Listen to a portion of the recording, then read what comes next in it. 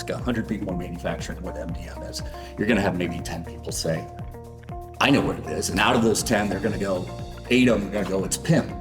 If you're not feeding it crisp, clean data from a central source, you're going to be spinning your wheels and somehow with manual processes, with slowdowns, with inaccuracies, duplications. You think about AI, and this is how I'll probably much wrap it up. AI is only going to be as good as the data that you feed it. Truman. James. Good to see you. Good to see you, sir. It's great we get not to do this over Teams for once.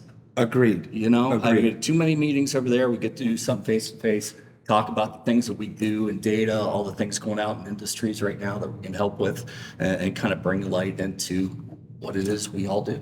Absolutely. Absolutely. Looking forward to talking about specifically MDM and how it relates to a vertical that I know we both share in the manufacturing space, and why it's not just a nice to have, it's something that as digital maturity happens more for people and as it grows for the enterprise level companies, it's something that they really need to understand more and to get a handle of as they move forward and try to grow and build efficiency within. Yeah, I couldn't agree more. So I spent 30 years in manufacturing, and I can tell you right now, you ask 100 people in manufacturing what MDM is, you're going to have maybe 10 people say, I know what it is. And out of those 10, they're going to go, 8 of them are going to go, it's PIM.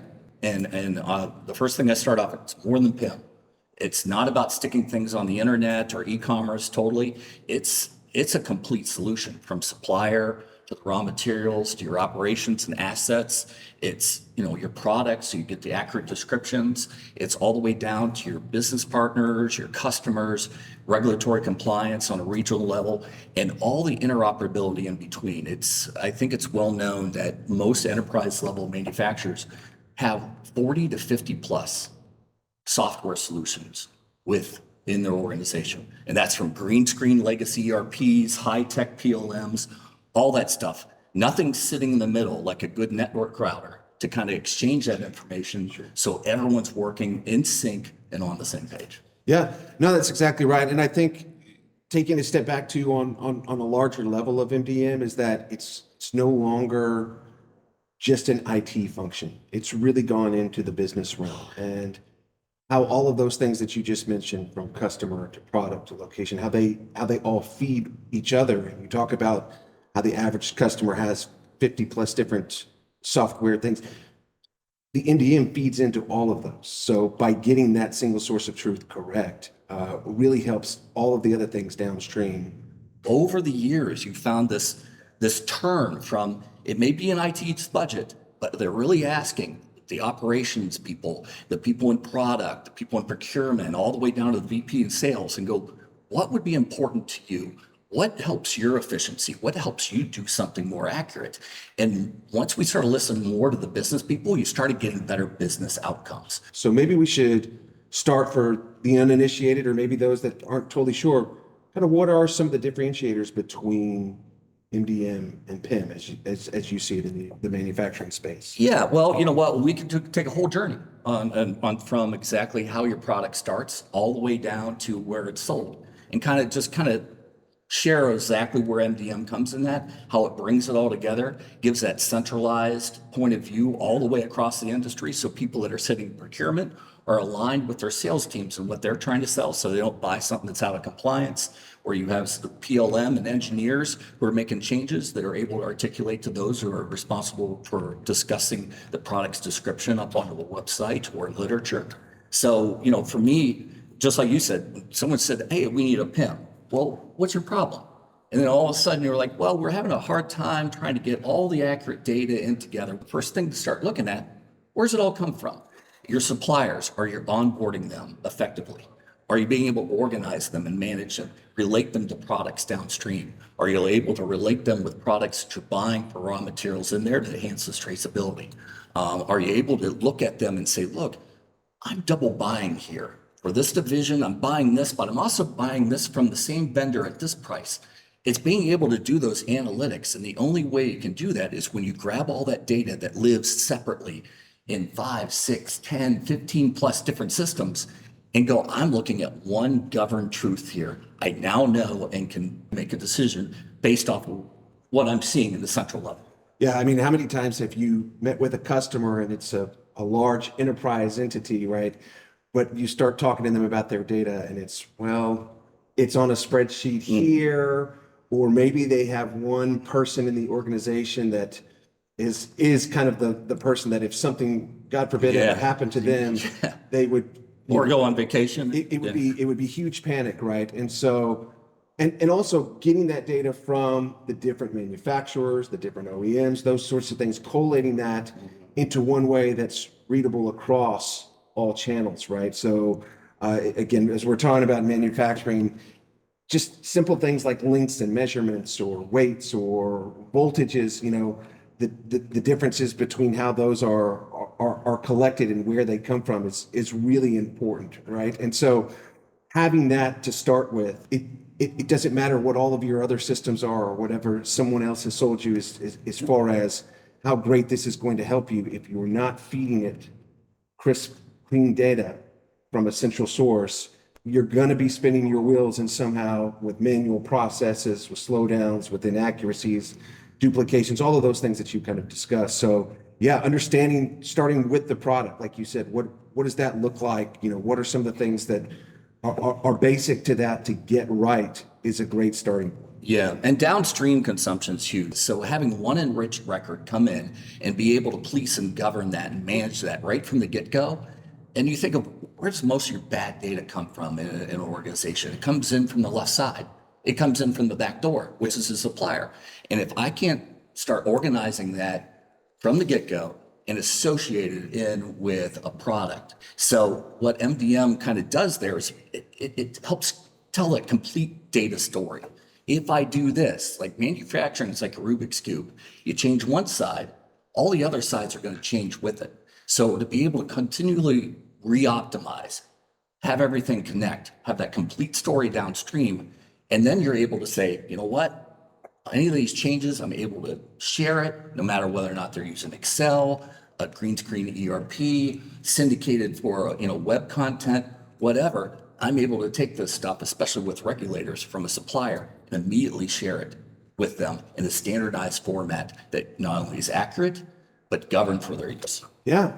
Yeah. And I think as you dig deeper into the product information itself, like how much information goes into that specific domain, right? So you brought up some of those, but when we talk about just the things like a product name or a SKU ID, manufacturers' brands, as you get higher and higher up the chain in some large organizations, they deal with hundreds of, sometimes thousands of different manufacturers, the supplier information, where the product was sourced from, so traceability aspects come along with that. Then you have your product attributes, right? So your descriptions, your specifications, your category hierarchies, those sorts of things. Color, size, the packaging in and of itself is often its own SKU. Yeah. I talked about earlier, like unit of measurements, right? And then you have your pricing, your commercial information, so your unit price, your pricing schemes, lead times, how long that takes to get the product where it needs to get to. The minimum order quantity if people are buying in bulks for little pieces. And then you have things like images and videos. You can go way down the rabbit hole as far as 360 spins and how they look so that people can look at it. They want to be able to go on the site and see what they're purchasing. All of the technical data that goes into that, that's documented and detailed so that people can make sure that they're getting the exact right picofarad on the capacitor that they're looking for. So from beginning to end, all of those things go into product. And so when we're implementing as the systems integrator here at Pivottree, when we're implementing a Stibo, having a good idea of those, where they come from, what that looks like, and what we're trying to accomplish, that's just the start to your point. But all of those things are important and they all have downstream effects. And I called it the data domino effect. All it takes is one small little grumble that winds up being a big problem towards the end. But through everything that you just said there, it's so important to remind people all that information, as many things as it is, also lives in many different systems. So what MDM is able to do is ingest all that, bring it up here, have people go, that's right, that's wrong, that's sort of right, let's confirm that before it's let live, and then resyncing all those systems so they're working off one singular truth. But now you've got visibility. Go, okay, we understand what we're buying. and it's supporting what we need to build. So now all of a sudden, let's understand internally what we got to do. How are we aligning our assets, our personnel? Is everyone up to date with EHS and MSDS sheets and understanding what they're handling, how to build it right for certain market? Yeah, no, that's great. And I think boiling down to what you just said very, very well is kind of two words that we always try to keep in mind when helping people through this journey is consistency and efficiency, right? So we want to ensure that everyone in the organization is working off of the same sheet of music, so to speak, right? With the accurate data that you're talking about. And then we also want to streamline the process. So the less manual input and work that occurs, it's not just good from a people capital or even a resource capital. It's good for the final product of the data, right? So deployment on supply chain and management and sales, all of those things. So if you can get the consistency and the efficiency right, which is what MDM helps to do, that automatically reads into what I think most people are looking for, and that's an improved customer experience. Yes. Right? Accurate product information leads to better customer interactions and reactions. Yes. Which is essentially what all business is, right? And it allows the business to make data-driven decisions. Yes. Take a lot of the guesswork out. It provides more of a reliable foundation for making informed business decisions because the data is in one spot, it's accessible, and you have the visibility into that so that when changes inevitably need to be made or when additions come or subtractions come, that it's not an earth-shattering deal, that it's something that can be addressed quickly and efficiently. So yeah, consistency and efficiency as to what you're saying, I think is really important. Yeah, and think about the market. And before we dive into customer, we're stay on product, for a little bit. But think about all the customizations, all the variants out there, all the specific customs people want. There's constantly changing ability. People just don't sell one product anymore. They sell different variations of it, many different lines. They try to expand. They do a merger and acquisition. Suddenly you got a brand new other line. It's under what hierarchy? I want to bundle it with this for this month, but not next month. So you start making those associations, and the only way you can do it is, do I accurately understand what I have here? And where is this product being sold? Because it's got to look like one thing in Brazil, but it's got to look like something else over in EMEA. It's got to look like one thing in Canada. And loss mitigation is huge, and regulatory compliance now is so large. And so a lot of customers or a lot of companies out there don't want to take that risk of putting products out there that don't match. It's important that all that is something, and again, an MDM comes in there, again, just like you said, harmoniously syncing all the data throughout the entire company. So you're all working off one singular truth. Everyone's speaking in a consistent manner when they're talking about a product. And that's so key to make sure everyone's in line, because if you're not, it's going to be bad for your brand, bad for your sales, bad for your... Yeah, I think you bring up a good thing when you talk about compliance and you talk about, regulatory things. With every aspect of the business, there's a cost associated to that. And one of the things that I think, especially the big manufacturers, are starting to really kind of come around and understand that there's a cost to not getting it right. Mm-hmm. There's a cost to not knowing. There's a cost to a lack of visibility. And that cost may not just be in time, although time is very expensive, as we know, labor costs, all sorts of things. The cost of being out of compliance with government standards, with global standards, can really, really be a problem. It's something to very much consider. To your point, having a source of truth that mitigates a lot of that risk, because it's easily accessible, it's easily visible, and it's the agility to be able to change something if it's not right makes it much easier, as opposed to kind of the hope and pray scenario. Yeah, and I'd tell you the dynamic of business now is global. It's changed so much over 30 years, and it's still going to keep changing. And a lot of people have realized, I can't hammer down my supply chain anymore for a better cost. I can't necessarily raise my prices at will to the end market. So where does my profitability come from? It comes through throughput and efficiencies. It comes from mitigating those losses and risks. And so many times it's things that don't necessarily pop up on a margin report. And a lot of them are your automations, weren't enabled because you had no interoperability between systems. You had workarounds that you had to go around to become compliant to a regulator that you caught at the last second that caused bottlenecks that weighed down on your margins. It was misalignment that caused extra product and scrap to be consumed into your warehouse, and that weighed against the order. No one is going to stand up in a manufacturing facility and go, I did that. That was my fault. It just bleeds out. And then you're like, how could we improve? And so when you start syncing all this data, suddenly that key opens up. Right. Like, this is what I wanted. What happened? And no one wants to say, well, we just changed, how we exchange information and data, and we got it consistent. No one wants to admit to that because it's the boring thing. Everyone wants to go, we got a new system or a new asset, or we made a merger and acquisition of a new division. That was the secret sauce that we were waiting for. No, many times it's your data that's weighing down the outcomes that you're looking for, as far as margins and growth and efficient. And not only that, but scalability. How can we bring on a new division? How can I go out there and buy that brand new piece of equipment? It's sometimes taking a step back, working on that foundation in order to see the results that you're looking for, able to avoid the regulatory issues, avoid the recalls, being able to show traceability. So, and I know that makes a perfect little segue into your business partners and your customers and where you send it to.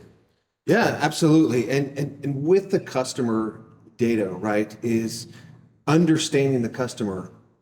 Any CEO, any leader is going to say that's really the key. The product can be worked on, but understanding the customer is really where you as a company show the most value. Mm-hmm. And that's where, in a world where trust becomes more and more the currency, right?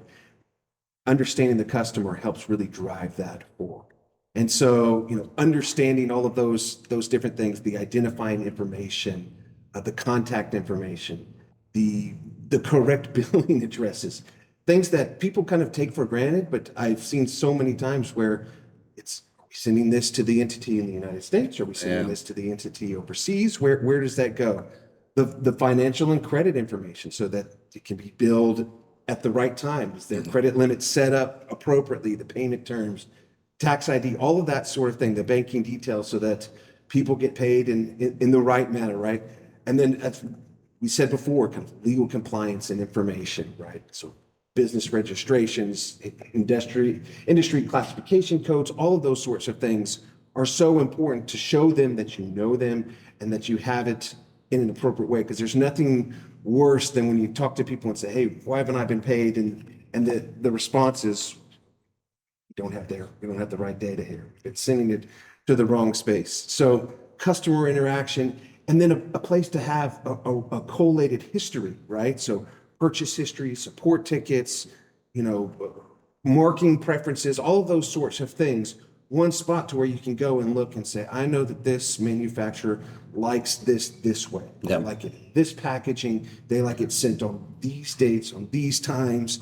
You can have your customer engagement scores, segmentation detail, loyalty programs, which is something that's building up a lot. Oh, yeah. All of those things, the preferred communication channels, how do they like to be contacted, who needs to be contacted, discounts, price, all of that stuff goes into the customer data. And so when you get that and you pair that with what we just talked about in product, then you have you get off the back foot of where you're reacting to things, and you're able to be more proactive in your sales motions and your marketing motions, and your distributing motions, and all of that. Again, that decreases the time to market. It increases the overall margins that you're going to see. Yeah, no, absolutely. I mean, we have a business partner data cloud, and a lot of people say, well, what is that? I already have a CRM, or I already do this or I do that. And I go, look, this is not a technical asset that we have. This is something that brings real commercial value.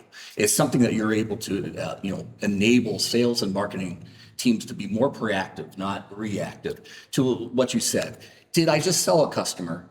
And I was all excited I took a new one, but what I didn't realize is I took a customer that I already get through distribution.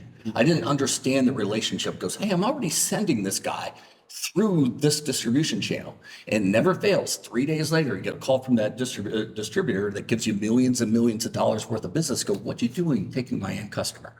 And you took them at a price that I'd like that price. I didn't know that type of price existed out there. Now all of a sudden you got price wars, you got breach of of contracts, all sorts of different things that you're like, gosh, if I just had overall visibility. And why don't I? Well, because the notes are sitting over here in Legal in One. It's also sitting in CRM. It's also sitting, like you said, in the packaging. I can't tell you many times where you get a call back or logistics go, hey, we went to such and such, dock bay, but they're crane overhead unload.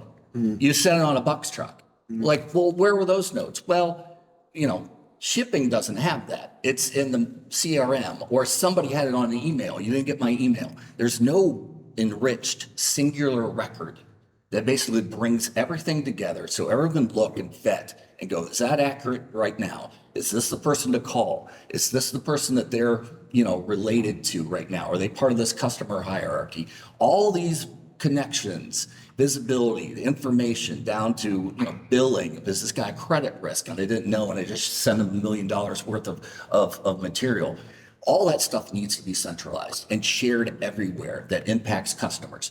Yeah, I mean, I've seen specifically one of the case studies that comes to mind is we worked with a large electronic components company, and they sell in bulk to people. So people will buy 1 million capacitors for whatever they need. Now, it's important that that's done right, because once those things are made and shipped, there's no refund. You ordered it, you're getting a bulk price, and you get that.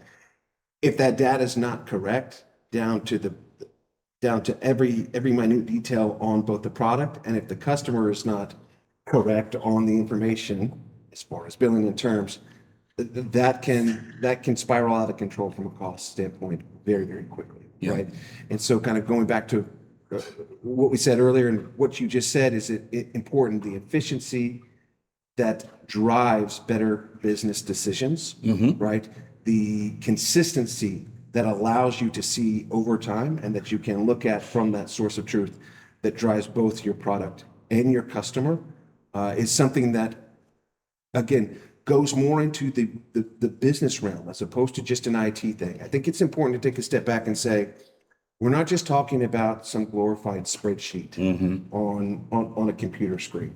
We're not just talking about a few cells that are different. It allows both your IT and your business, and again, your ERP to your order management system, your search engine optimization, whatever it is that you're using downstream, to have full visibility. And that allows you to make the appropriate business decisions that one needs to make. You can offer them seasonal bundles. You can say, hey, you bought this, or that, hey, specifically, if it's a printer, you're going to be running out of printer ink here pretty soon. So maybe the next time you log on to your e-commerce site, I have that visibility to be able to connect that particular product. It's being able to show you other competitors. It's giving that customer experience like, gosh, you know what? It's not creepy, because they're actually giving me information that I would have otherwise tried to search for. That's going to get people that not only just brand recognition, brand trust, but brand loyalty. And that's what really brings it, all together. So, when you think about all these little sections and how they all come together, all of that is only possible is if you had that one truth that's consistent all the way from supplier, all the way down to customer, that when they call a company, it's one singular voice, giving you one singular truth. That consistency, that enables, a company really to grow. This helps so much achieve supply chain resilience, right? So we keep saying it, but it's important. Having that single view for approved suppliers, contracts, product attributes, that's going to mitigate your disruptions. That's going to help the flow of products from start to the end user much, much faster. And it's going to identify alternatives much more quickly downstream, right?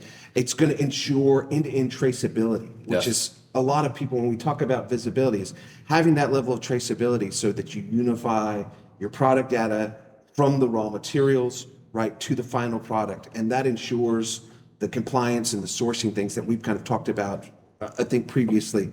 And it's going to simplify your data structures, right? And so simple is always better, because Leonardo da Vinci once said, and he's exactly right, that simplicity is the ultimate in sophistication, right? And so utilizing multi-level product hierarchies, which is something that we do in-house here at Pivot Tree with our resident taxonomists, to systematically structure complex product portfolios and, making data easier to navigate and manage. And that's what so often when I talk to just the people, the ones that actually are hands-on keyboards, unfortunately, it's always one or two people that you can just tell they're overwhelmed with what they have to do, with what they have to go through, and how many hours they've spent on the one spreadsheet. So to simplify their job makes it much easier for not only the people themselves, but also the other people that ingest that data, right? And when you standardize that, you're standardizing for compliance, for risk management, for all of those things that, provides tools for validation that you can see that's a repeatable process. And so, yeah, when I think about how MDM helps to win and helps to drive that, that's some of the things that really kind of move forward the way that you really create a strong and a resilient thing that's not dependent on one person and is not even though it's a single source of truth, it's not a single point of failure where you're relying on just one person in the office. Yeah. You're relying on one spreadsheet.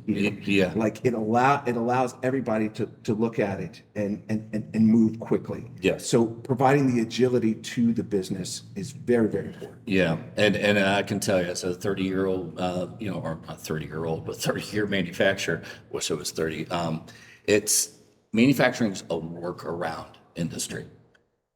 You ask any manufacturer right now, they're going, yeah, we do that. We do that. We got a system for that. We got a system for that. Well, you do. You have 53 systems for that. And all of them are just slightly different, and there's no automations enabled through.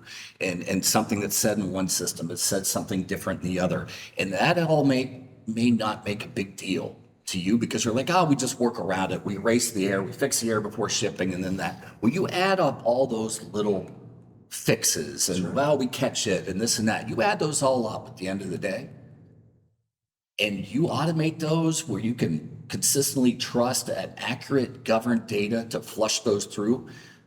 All of a sudden you're realizing efficiencies and automations you didn't realize that you had. And you're like, wow, I had no idea this enabled that. And that's where people are usually wowed. It's because it's enabling what you already have. We're not trying to rip out, retrain, existing systems. We're trying to enable what you already have, govern it so it works better, more accurate for the business, gives you real business outcomes. So people can walk away at the end of the day and go, I don't know what happened last quarter, but man, that really came through for us. And what changed? Like, it's going to be hard to pinpoint it, but it's now you can finally trust the data that flows through your enterprise. Yeah, and that takes me to kind of an overarching point that's so important. I think sometimes gets lost in the shuffle, but it's important to call out. It's really data itself is your most strategic asset. Mm-hmm. It's the most important part. And so as we've talked about, I think especially after COVID, so many people were sold on they need this system or this thing. And all of those things are great, and when properly utilized, can really help solve a lot of problems. I'm not here to say that those aren't important, but the data is the gasoline to the car. Right? And if you're not feeding rich, clean, crisp data to all of those systems, you're creating more work. And so a lot of people look back and they say, well, we bought this system, we bought that system. But they're not really working for us. Well, they don't talk to one another. They're not interoperable. Everyone has that great one-off system. And I go, that's great for that department. That's right. It's not great for everybody else that's waiting from the data from that department, because you're going to give it to them in a format. They're going, what is this? I can't give this to, a marketer. I can't give this to a consumer. I can't give this to procurement. They're not going to know what 1A41X means. It's like, what is standardizing that in the middle? What is enriching it? What is sharing it? So we go on the acquire, manage, share model. It's like we look and want to integrate with every system in there, bring it up there, govern it, make sure it's right before it's sent back out. And therefore, that everybody's working consistently and accurately. And that's going to really increase throughput, but also prep you for scalability. You think about AI, and this is, how I'll probably much wrap it up. All these bells and whistles that people see out there, AI is only going to be as good as the data that you feed it. And so if you're not getting a consistent, accurate data on the foundational end, how can you enable some of these bells and whistles? And it's going to help you catch up, but it also could ruin your business if you automate. Do people feel good leaving the business and saying, look, I'm going to hit automate, I'll come back tomorrow? How many people running manufacturing companies would feel good about that? They could be a car maker. The next day come in, they're making mopeds. Like you wouldn't trust it just because I don't feel good about the data. I wouldn't feel good about AI coming in, making decisions for me or recommending other people to make decisions based off of what it knows. So we like to govern that data, enhance fabric so AI can make, especially the agentic AI, make better on-point decisions, for people that are in those workspaces that really need to find those efficiencies for profitability. Yeah, I think just wrapping up for me is when you see the companies that are really growing and really going forward, it's because at a core, their competitive differentiator is their data and how they're leveraging that for their downstream system. And it's spilling out to their market leadership and so forth.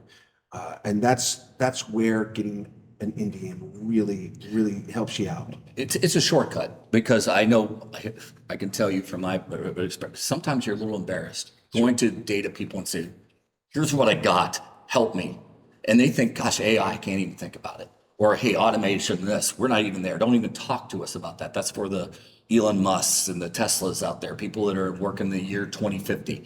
Actually, just like an old TV that you got sitting on your wall that you love, but you don't want to take down, but you really want one of those smart TVs, we're the equivalent of coming and sticking a Roku in it. And now all of a sudden you got a smart TV. We can help a lot of companies catch right back up and throw themselves right in the middle of the competitive race, especially with AI, scalability, all the industry 4.0, 5.0 stuff out there.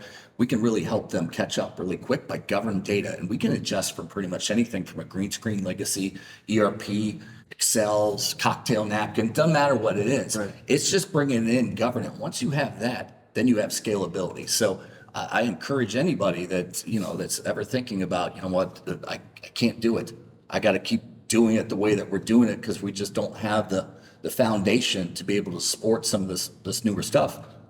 That's wrong. You can catch up. And one of it is getting the handle on your data through an MDM, a multi-platform across the entire enterprise, especially with the help of someone like yourself at Pivotry to kind of gun down there and say, hey, tell us what's going to help your efficiencies. Let's come out with a solution and a win-win. That's ultimately going to lower your total cost of ownership for the things that you've already invested in. I agree. Well, you know what? I can't think of anything else unless we have any questions from the audience out there. I see none in the back. So, Truman. Appreciate it. Thank you very much. Pleasure, sir. Thanks.